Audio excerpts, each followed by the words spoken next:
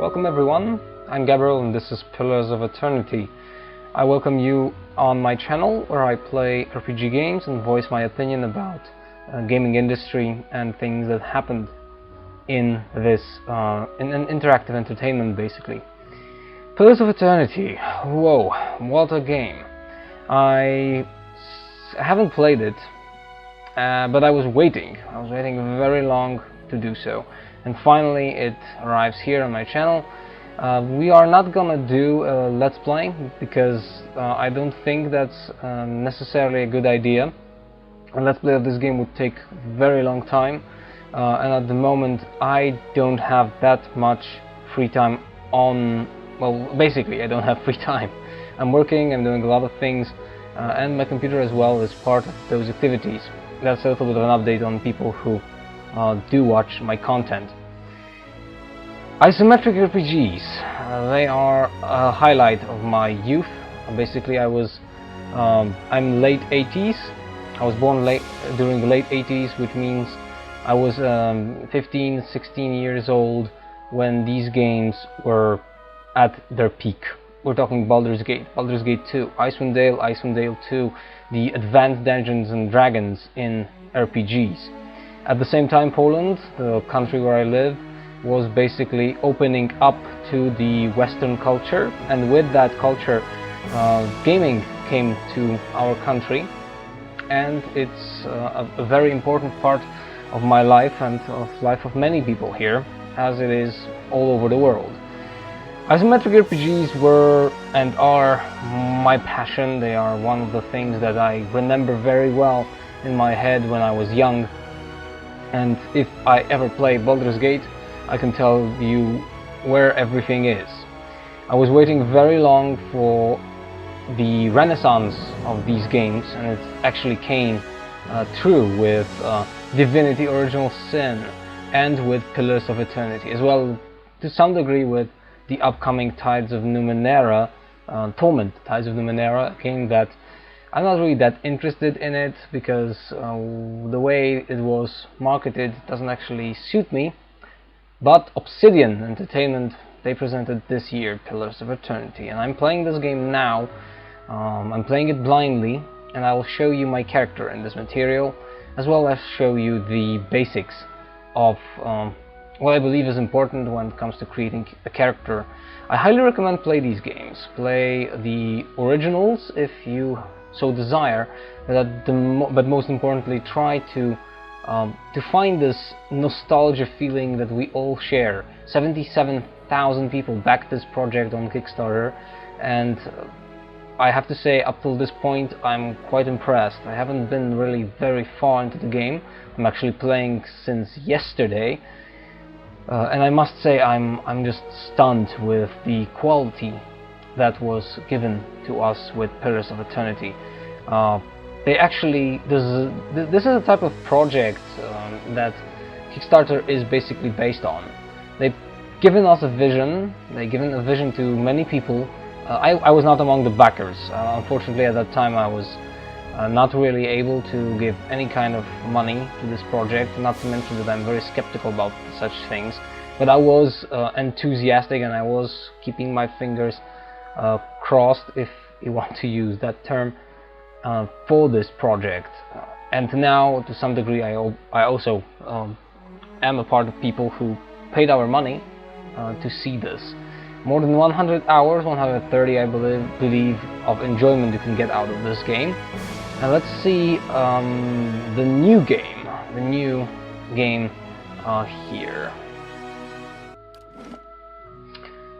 The first thing you have is basically choosing game settings, which are numerous, and I have a big hope with them that at some point they will be, how to say, they will bring me more enjoyment, because I will most possibly try to play on hard, maybe use the expert mode, I don't know. At the moment I'm playing on normal, and that's what we're going to do here, because I want to show you the character creator, because it's extensive like hell. And basically is something really fun and nice to use, and shows what it is all about in RPGs. 5 wagons grope blindly for the path on a starless night, their master glancing ever upward to the skies for assurance that he is on the right course. A dim lantern his only protection against the encroaching darkness. But the skies bring no comfort, shining no light, betraying no hint of what they know. The caravan carries travelers bound for the frontier hamlet of Gilded Veil, you among them, where a local lord has offered land and wealth to settlers from abroad looking for a fresh start. You have taken suddenly ill, sweating and shivering, and one of the other travelers signals for the caravan master to stop on your behalf. He pulls up just in time to avoid plowing into the trunk of a fallen tree that bars the way ahead. You will go no further tonight. That's how the game starts, and one of the important elements of isometric RPGs is basically that it uses your imagination with those types of narrative pieces that they are shown to you by artwork, by what they call, and Obsidian implemented in this game as well, scripted interactions. So it's something like a narratively driven sequence that presents you with choices based on your abilities and, most importantly, on your equipment. Let's go done, and here we have the character creator. RPGs are important when it comes to character creator in one regard.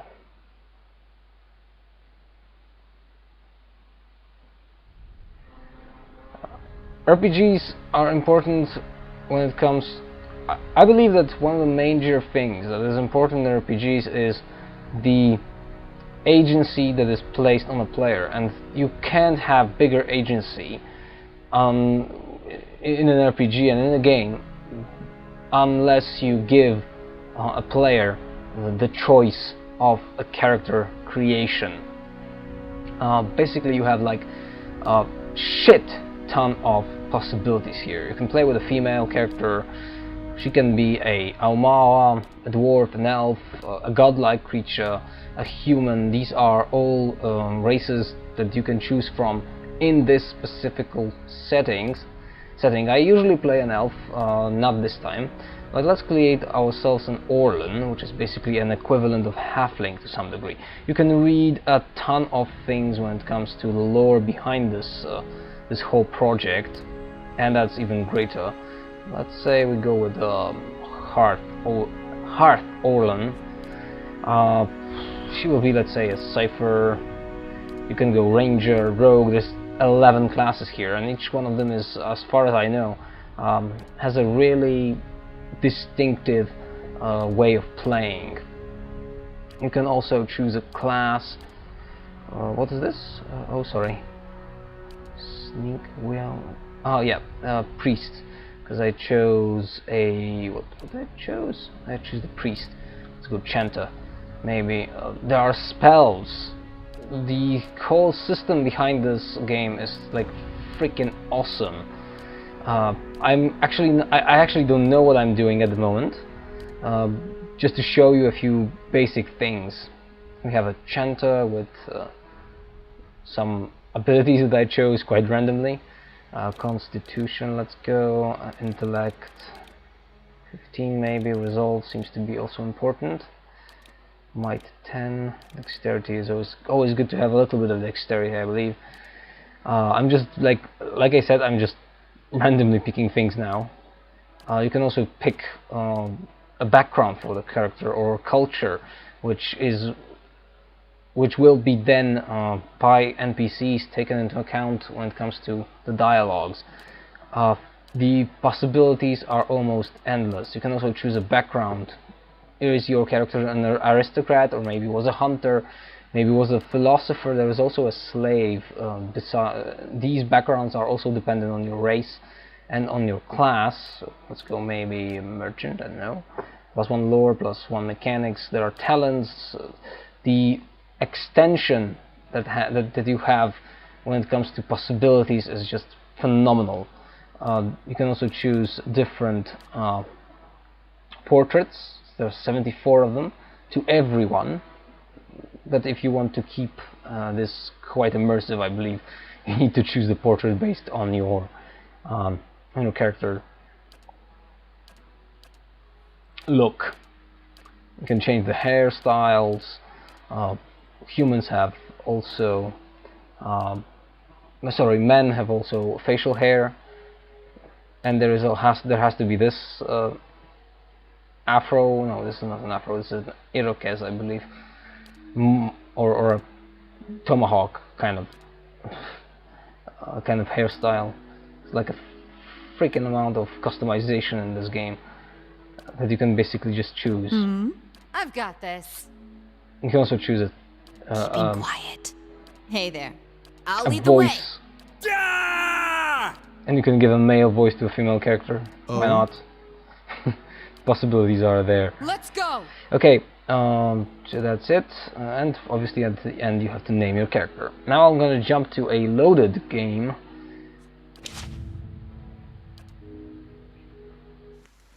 Here we are with my character, and his name is Havmir. If you ever played Baldur's Gate, Icewind Dale, or even, I believe, Neverwinter Nights, you might find most of these icons quite familiar. Absolutely. My character is a... Let me just show you the records, or the character record. He is a 2nd level rogue, a mountain dwarf, and he was a mercenary with 15 might, constitution on 11, dexterity 14, perception 18, intelligence, and what was this again? Oh yeah, resolve on 10, which actually is the lowest you can get. Oh, it can be lower, but that would mean penalties, I believe. He's a stealthy kind of guy who deals with mechanics and a little bit of lore and athletics. These are secondary actually when it comes to skills. How I want to play him is basically fast, very precise, high level damage dealing, which means might is responsible for the amount of damage he deals. Dexterity and perception is most importantly responsible for accuracy.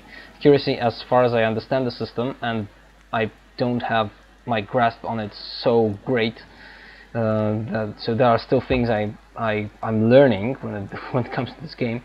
Actually, accuracy is the most important thing, because it will, for him, it decides that he will struck.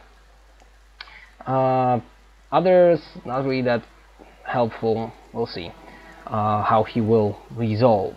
He has a crippling strike and a sneak attack when it comes to abilities. And the rational reputation goes, but this is the very beginnings of the game, so I doubt that we can deal. Now when it comes to, they improved a lot when it comes to these games. He's basically, when it comes to equipment, this is the first thing. You have all of the characters on the same grid. So if I would have like 2 or 3 other companions, their equipment, the basic equipment would be here, which allows you to quite quickly move the items, which is great. He's at the moment looking very stealthy, because he has a hood. Take the hood off and you get a more naturally looking character. Why I chose a dwarf? Sorry. Because I usually don't play them. I don't play dwarves. Haven't well, no, wait. My second character in Dragon Age was a dwarf, but he was a rogue. Yeah, he was a rogue as well. You can change the colors if that is helpful. There is also AI behavior. My currency, it's coppers basically. A lot of info and basically a lot of really nice story. We're gonna play a little thing that I played before. It will give us a little bit of a hint. There's a lot of reading in this game, which is actually great in my opinion. Yeah, and not a very good side, don't you think? Very disturbing, to say the least. Many bodies hanging on a tree. And a man You must approaches be one of us. the new settlers. Welcome to Gilded Veil. You'll be pleased to know that we've had some recent vacancies here. Well, considering such a amount of people, we're quite hanged. We have a man approaching. His skin is as dull and grey as the desolated village behind him. Desolated village. By the way, if you don't know, this village was basically presented to me as a place where I will be able to start a new life, so a prosperous place. He glances at the gnarled, leafless monstrosity of a tree next to him. Yeah, we can see it quite clearly here. And I have, and the thing is, you have like a shit ton of options when it comes to dialogue. Are you mad? No wonder this place looks half empty. You can start more. I feel at home already. No, I don't think so. I might reconsider your lord's offer, considering what we just saw. Nonsense. Gilded Veil is a perfectly suitable village for those who respect the Lord's decrees. Besides, you won't find a better offer anywhere else in the Deerwood these days. And you look as if you could use a fresh start. That's quite true. The thing I said to a previous character who was asking about my past, and basically that was how you establish your character in this world, was like, I have a debt to someone and they better not find me, because they will want me to pay the debt. Of course, we'll need to make some inquiries first. The inestimable Lord Radric VII has taken great pains to insulate our town from Widewind's legacy. Have you ever sired a Hollowborn child? The answer would be no, because my character had no children as far as he knows.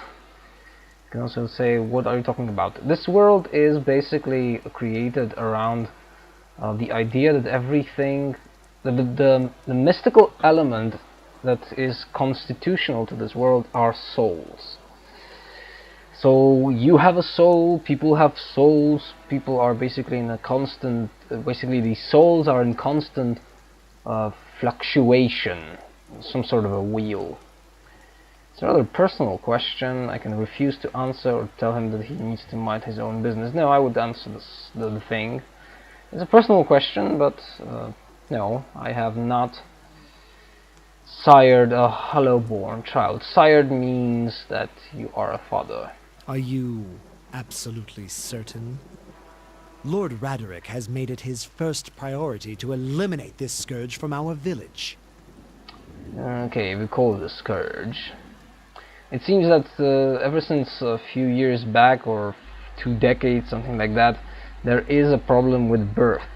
There are children born in this world, or rather in this region, because I don't know if it affects the world, that are born without souls. So they are like, it's hard to call them living beings. I should warn you, stranger. Here in Gilded Veil, we have a special place for dissidents, charlatans, and those who would hide a curse in our midst. He steps to the side and inclines his head over so slightly toward the deformed 3. You call that a special place? I wonder, what is your cemetery looking like? His lordship's wife is with child and due any day now. Without his approval, I shan't be able to find you a permanent settlement. It will have to wait until after the birth. We can continue our interview then, after the bell tolls from Radrick's hold to signal my lord's new heir. Fine. In the meantime, you can find temporary accommodations at the inn, just southwest of here. That's exactly where I want to go. Because I played this dialogue, but I literally finished the playing right after the sequence ends. And I know how it ends. Before I got here, I saw several people conducting a strange ceremony near some ruins. That tree over there. Sorry, I'm a little tired. Or rather, just because of the weather. It's raining and it's kind of depressing. The tree over there, let's ask about that. He doesn't even look over his shoulder. Ah, yes, not everyone has accepted the measures necessary to keep the village safe. Ever since Lord Roderick banished the mothers of Hollowborn, some have taken up arms against him. Oh, yeah, so we have a lord who's basically insane to some degree. And while he's been searching for a cure, he's been faced with frauds and opportunists.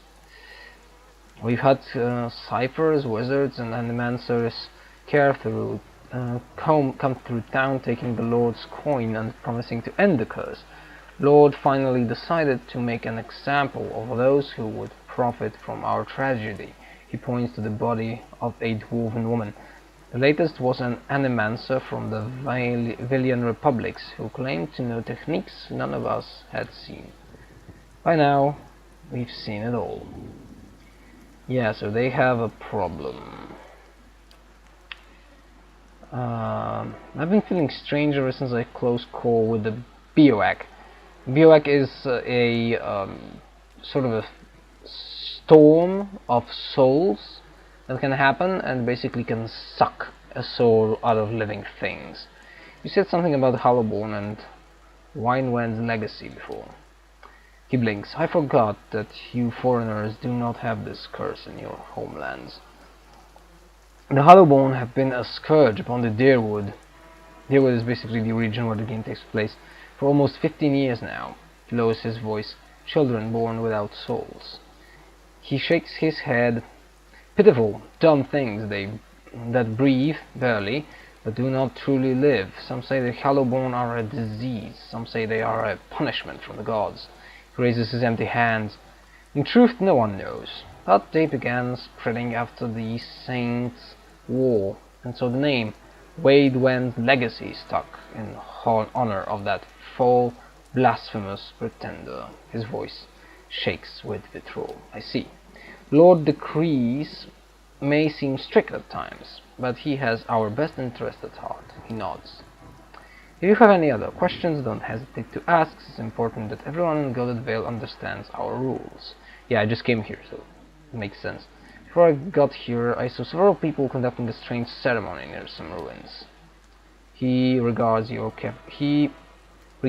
carefully, and his name is Urgit, I think. You want to mind where you mentioned that trespassing on Angwithan ruins is illegal, not to mention dangerous. You probably saw someone attempting some new ritual to appease the gods. People will try anything these days. Ah, Bereth have mercy. We certainly have. I don't think so. Just as they finished, there was a bivouac. He polished his spectacles on his sleeve. If you'd been that close to bivouac, you wouldn't be standing here. I've been feeling strange ever since I close call with that bivouac. Is there someone in town who could help me out? Whatever your problem, it sounds like a matter for an animancer. However, the only animancer in Gilded Veil isn't in any condition to speak. He points at the Consider body. yourself fortunate. After she failed Lord Roderick, we saw to it that she wouldn't profit from the misplaced trust of others. A bad cure is often worse than none at all. But Say if so. you're set on finding a bottle of troll piss or a dead Audra pebble to rub on your forehead, you're welcome to check her pockets. A little corpse stink is nothing when you're digging for shit. My advice, however, is to be satisfied that you escaped and leave it at that. Ah, fine. So we'll be looking for who knows and well, God knows what. I need to look into the journal after Keep this. out of... And here comes the bells. 1, 2. Listen! 2 tolls. Let that be the last. 3rd. Gods have mercy. And the first thing when I heard about It that, seems your arrival is ill-timed. I already knew that 3 bells mean that the baby that was born is a hollow one.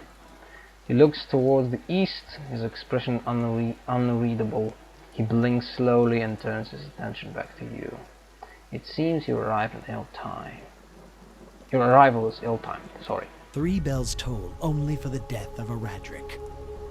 I fear Lord Radric's heir is lost, or else Hollowborn, and so lost all the same. You should tread carefully. Circumstances have changed a great deal. Yeah, and my character at this very moment, because of the situation that happened some time ago, during the night, and that bivouac, he sees souls, he hears things, doesn't know what that actually means. He feels that he is sick, but that might not be actually true. What do you mean? You come to us at a time of mourning. The legacy has struck at the heart of Gilded Veil. Our efforts to redeem ourselves in the eyes of Bareth must be redoubled. He sets a steady gaze on you. I can say that he shouldn't threaten me. I don't think that's a good idea considering how he's talking. What actually happened? I will know more details when the messengers arrive. The vagaries of childbirth, perhaps, but that is not your concern. Now, does this affect the laws offered to new settlers? Let's ask about that, because that's why we're actually here. I can be sure of nothing right now. I advise you to go and get some rest. The inn or a stable for all I care. Find me afterwards. I will know more soon enough. Farewell. Alright. I also like the aesthetics that happened here, that are here seen. We have completed the Gilded Veil quest, and what we need to do is seek help for our condition. There is no illness that struck. This is not the illness that struck me at the wagon. This is something new, an affliction of the mind, perhaps. With luck, someone in the Gilded Veil will know what to do. There is also this quest that says that I should go to the Black Hound Inn. Right. First of all, the map. Adar is here, Aloft is here. These are characters that will join me at some point, I believe. Temple of Aethas, Alpha's house, road to the west, road to the south, road to the east, windmill, and some houses, basically. And this is how the map of the world looks like. There are few things here. A big city, Defiance Bay, and Silant Lis, that's where actually everything started. Is there anything out here that we might interact with? I don't know. Let's see. Between the roots, branches, blah blah blah. You can read it for yourself. Well, doesn't look very well, this tree. Let's take that blood moss. We can also go down there. We have Adar here. More of these trees. Well, without the ornaments, to say the least. We have some villagers. Used to have a lot more fortune tellers come through. Lord Roderick has changed. Whatever. Angry people. Oh! Aloft. You see 4 people gathered by the door to the inn. Their raised voices and chopping gestures suggest an agreement reaching its climax. The first figure raises his hands for calm. His face is partially obscured by a hood, but his height and stature suggest an elf. Alof. He's a character. I meant no offense. Who can Let's join. put this matter to rest over a round, shall we? My treat. Hoping to soothe our pride with a few Adira coppers, eh? We don't need your coin. We have angry townspeople. The other two folk men and an elven woman don't look convinced. I can say nothing. Oh, a fight! I can say, or I can ask what's going on here. Actually, I try to be reasonable and kind of logical in this playthrough, I think. Everyone calm down, whatever this is about. I'm sure it's an overreaction. Let's try this. Number 3. angry townsman. One of the other men glares at the hooded elf. His eyes are red from drink, but his gaze is quite focused. We've humbled folk, but we've no fools. Not like he thinks, mocking us with he shelters in our village. We don't take to that kind of talk from foreigners, especially not Adirians. Go on, say it again. I'm itching for an excuse. Okay, he needs to fight, I think. Second man thrusts his chin at the elf. He stinks of sour ale. Oh, great! Drunken people. Alcohol is not a good sign. Why, you're itching for the kindling touch of your sister, you cocksfeather! Wah. I'll cut that barrel-licking tongue out of your head. A collective cry of outrage rises. The second man snarls. This is a misunderstanding. I didn't say whatever it is you think I said. We've nigh quarrel. He plants his feet, something surely and raw into his eyes. Okay. That's where you're wrong. Okay, let's try to resolve this. Back down, all of you. That is absurd. This is unnecessary. Wouldn't you rather be inside drinking than out here arguing? I don't think attacking him is such a good idea.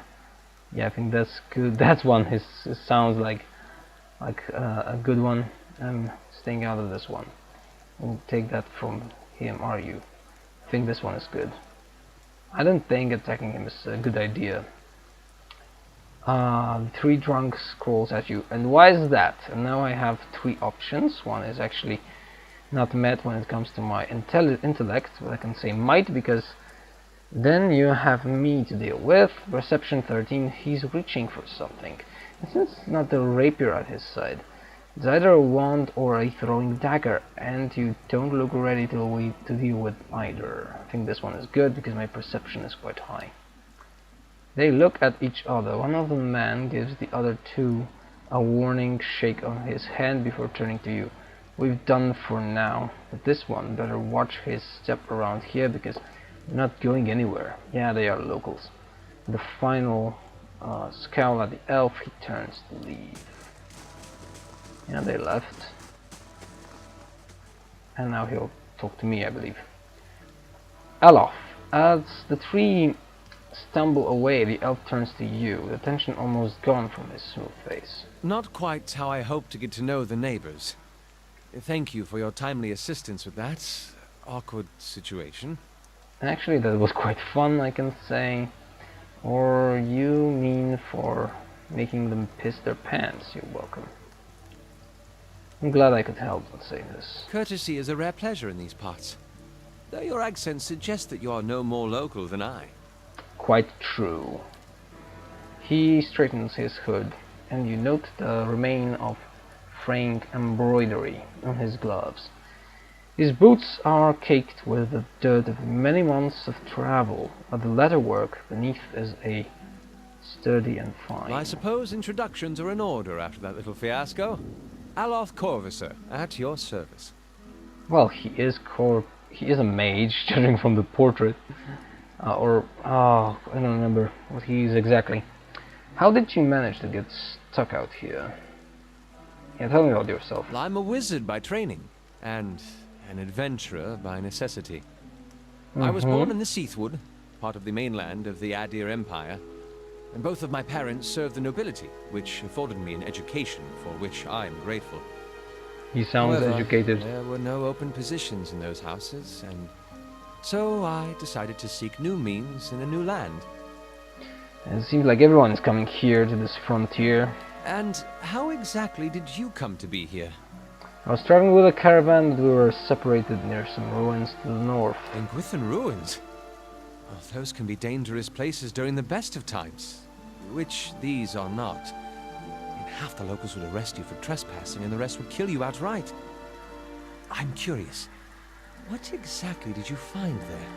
Let's say a bivouac, a severed hooded figure operating a strange machine, or I can say that actually nothing.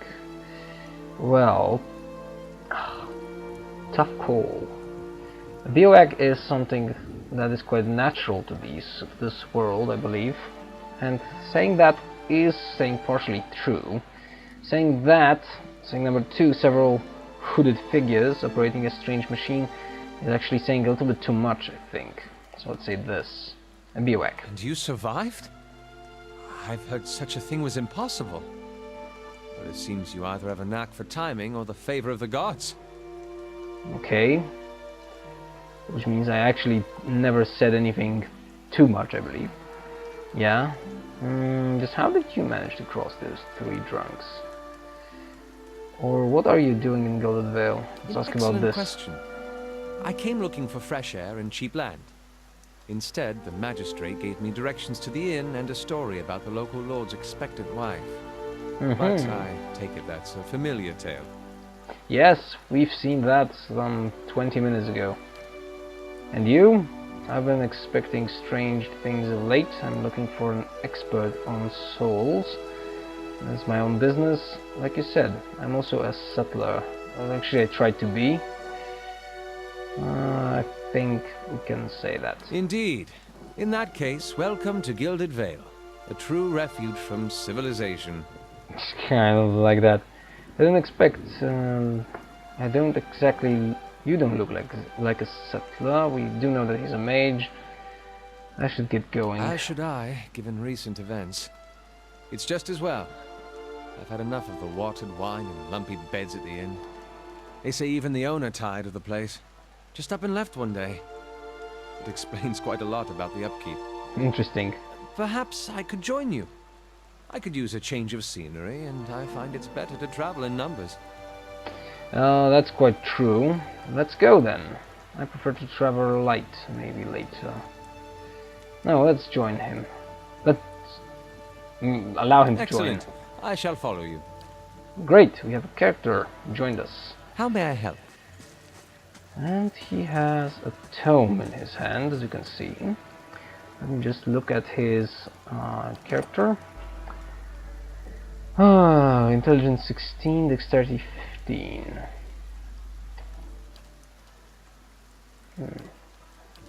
Gilded Veil says that I'm an ally, which is good. Aloth, wizard.